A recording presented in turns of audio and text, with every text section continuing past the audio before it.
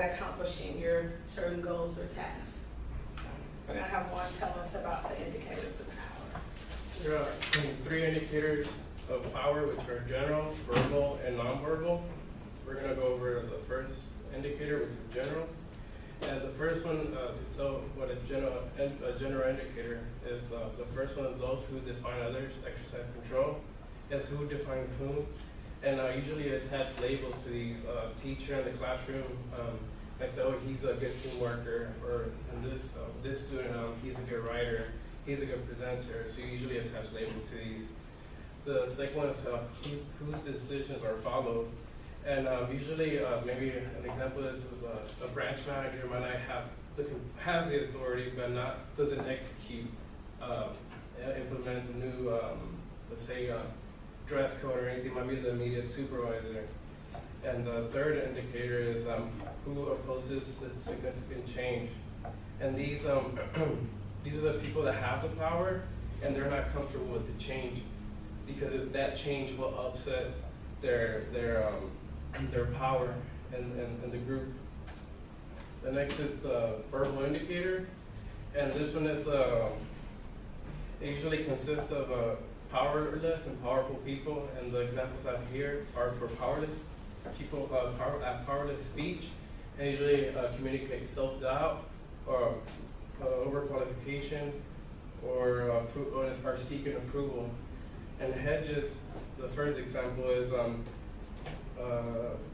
they show additional possibilities, so they're always seeking, like, oh, perhaps we should do this, we should maybe focus on this. So they're always trying to, because they try to communicate something, but they're not assertive about it, so they make them seem powerless. The second one is hesitation, which usually leaves filters in a way, and they go, I might say this, or maybe this is better. Gosh, we should try this. So they usually they're not assertive again with what they're trying to say. And tag questions, which are usually cross questions, they usually add isn't it or aren't you to a question to try to seek your approval. The next one is disclaimers, which are denying responsibilities, in which an example of this would be like, oh, well, we should try this, but you know best, so maybe we shouldn't look at this example, or we shouldn't try this.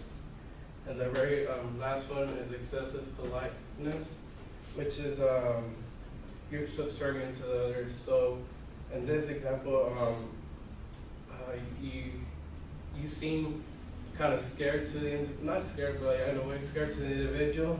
That you always say, oh, I'm sorry to interrupt, or did I do this right? You're always trying to second guessing yourself.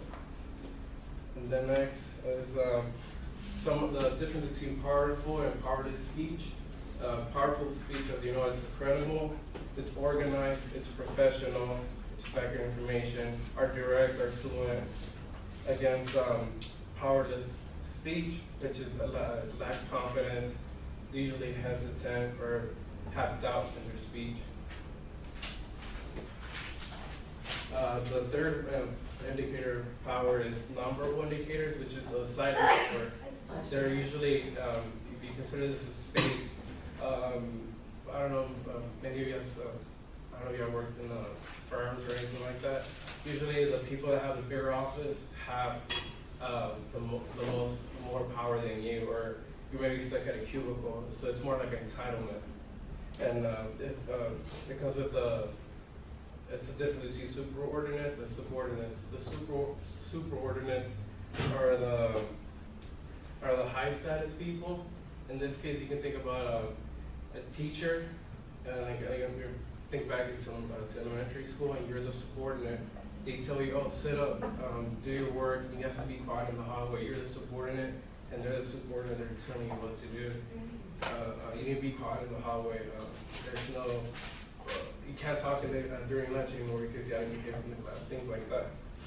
And another nonverbal indicator is touch, and it has to do with uneven power. In this case, it has to do with sexual harassment cases, and that individuals with higher authority, they kind of feel empowered, or I guess the low status members to feel for like cases of sexual harassment that are, feel that, I guess, have authority over you, or they're empowered to that. And the other one is eye contact. How many of y'all remember, or when a teacher's asking a question, you don't know the answer, you look down right away because the eye contact, you think, oh, she's gonna call her, he's gonna call me, so you look down and pretend you're doing work. That's subordinate, yes, subordinate, so that's the eye contact. And the last one for the number was tangible materials. When I used to work at this company, all the branch managers had like a company car, or the company pays some of their car bills, gas. They had a company credit cards, so that's a symbol of status, which is a sign, another sign of power. And the next thing is next is gym.